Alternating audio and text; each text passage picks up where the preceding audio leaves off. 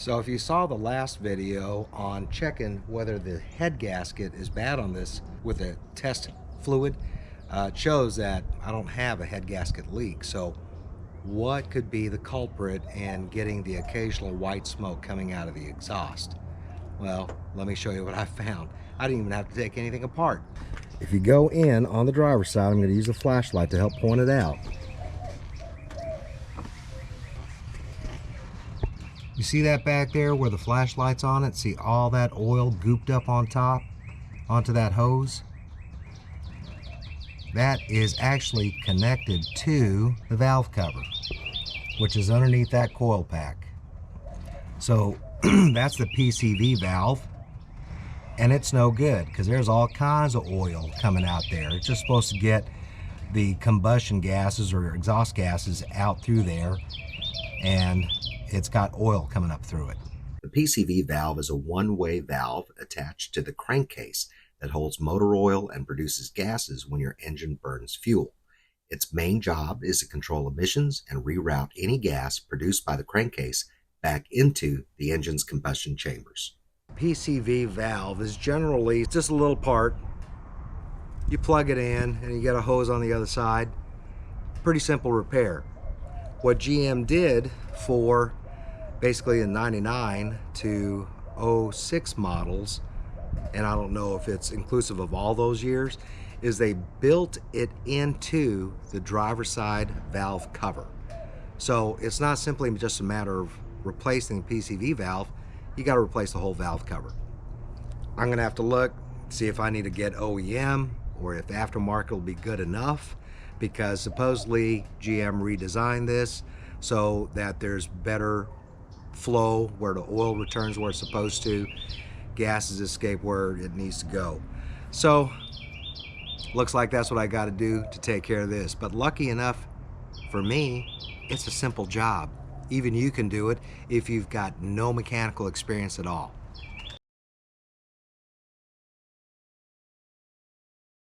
We'll need to follow these steps: remove the bracket, disconnect the spark plug wires, remove the wiring harness clips, disconnect the wiring harness connector, and then disconnect the vacuum hose from the PCV valve.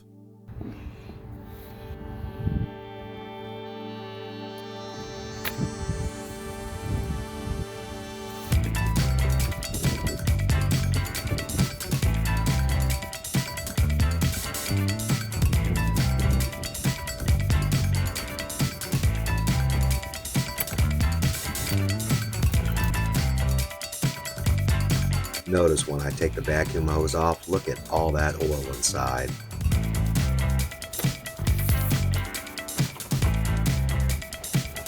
Now we remove the three 10mm bolts that holds the ignition coil bracket on top of the valve cover.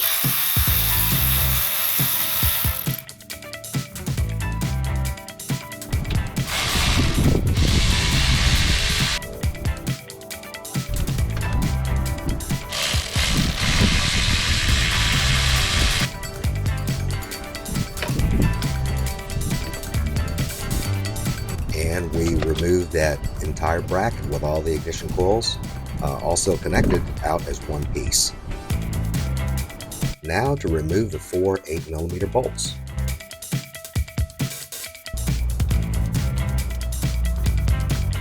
An electric ratchet is pretty key here because using a regular ratchet might take an awful lot of turns.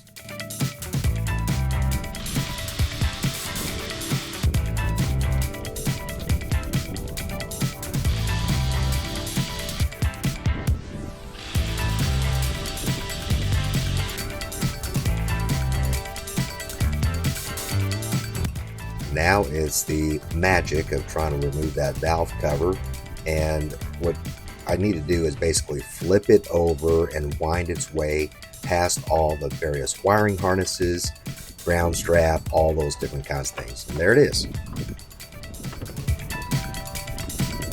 Oh, here's the one that I pulled out, and look at all the oil in there. And I got an updated design, so it looks a little bit different. got this channel right here. I'm assuming that's kind of where the gases will go. And there's a hole in this one right here. I don't see a hole in this one unless it's been absolutely plugged. So let's see if that'll open up.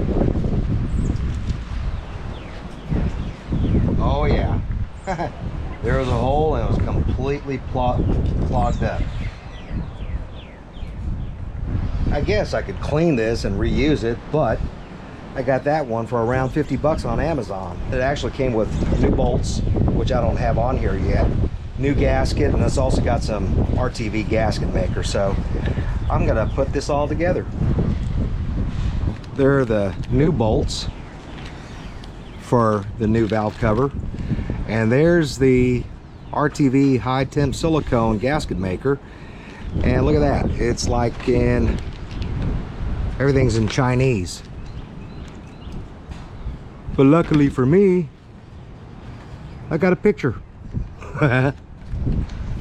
Using a little lube on those bolt gaskets makes the job a lot easier. You don't want to struggle with that if you don't have to.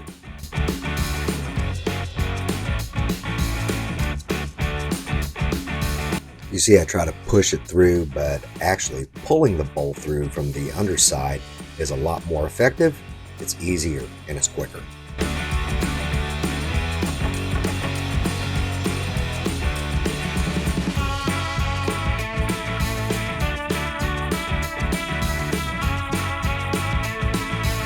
Nice and good. Oh, it's already opened. Look at that. Just got to make sure that that gasket maker stays in that channel on the outside edge of the valve cover.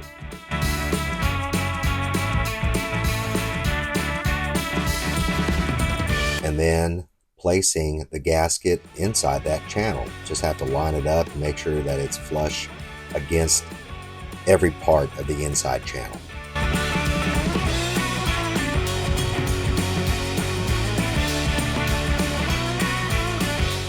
Alright, do the upside down Dairy Queen test. Alright, see if it'll go in.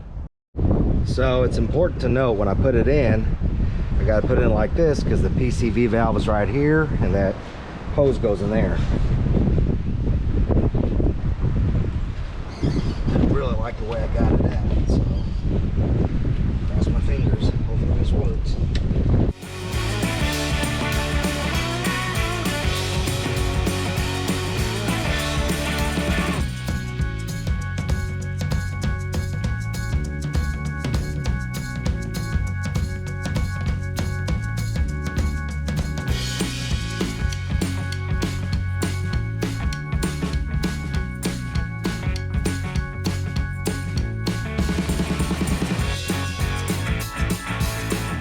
I find it easiest to hold the valve cover with one hand and start screwing the bolts with the other hand.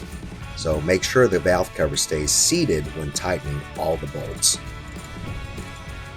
So I've got this written up on the screen that you can refer back to, and feel free to pause whenever you need to. But once you get the valve cover in place, start each bolt by hand, so using your fingers.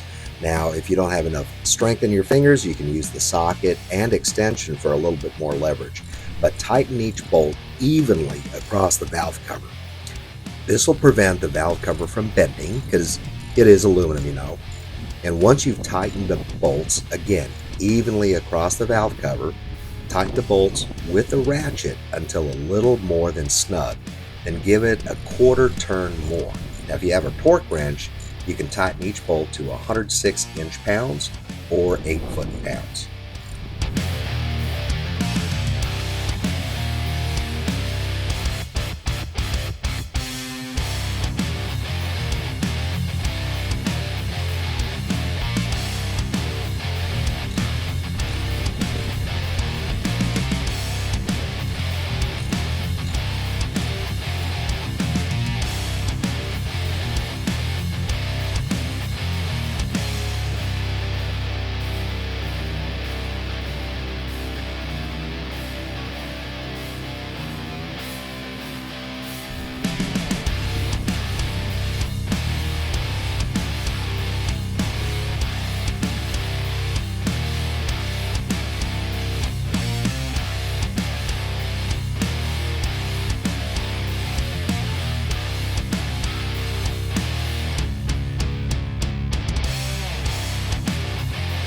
After that, reinstall everything else in the reverse order from taking it out. So make sure you remember your ignition coil bracket, your vacuum hose to the PCV valve on the new valve cover, and then reconnect the wiring harness, the spark plug wires, and close those little wiring harness clips around that wiring harness.